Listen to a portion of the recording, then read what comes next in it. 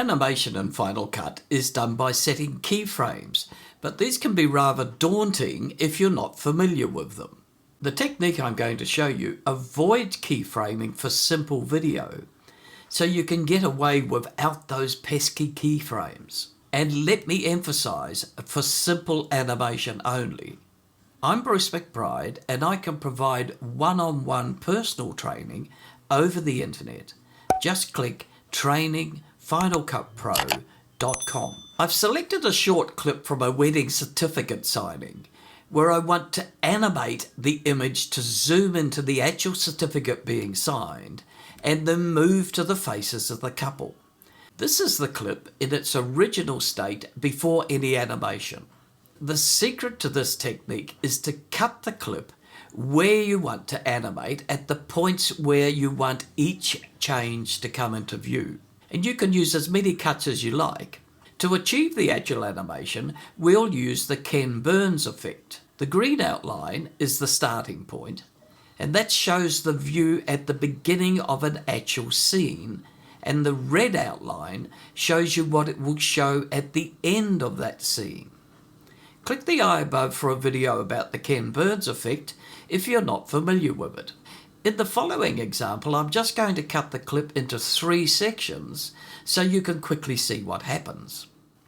Just cut it into as many portions as you want to zoom into.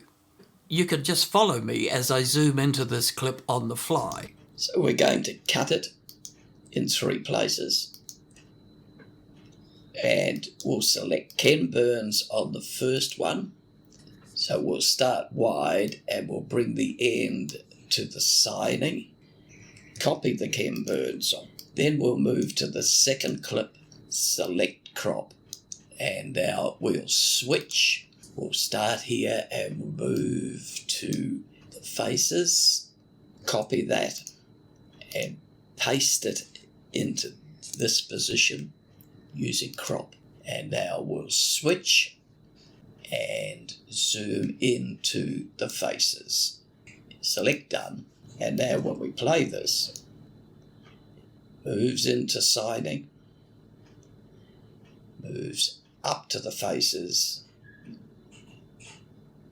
and then zooms into the faces. And if you're fazed by keyframes, I think this is simpler to understand for basic changes in an animated view of a video clip. And as I said earlier, it should be reserved for simple animation on an infrequent basis. If you intend to do more frequent animation in the future, I'd suggest you spend the time to familiarise yourself with keyframes in Final Cut. Click the eye above for a tutorial on keyframing.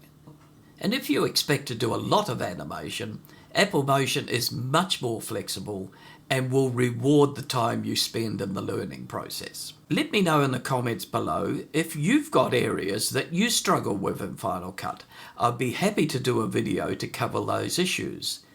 Please like, subscribe, and press the bell.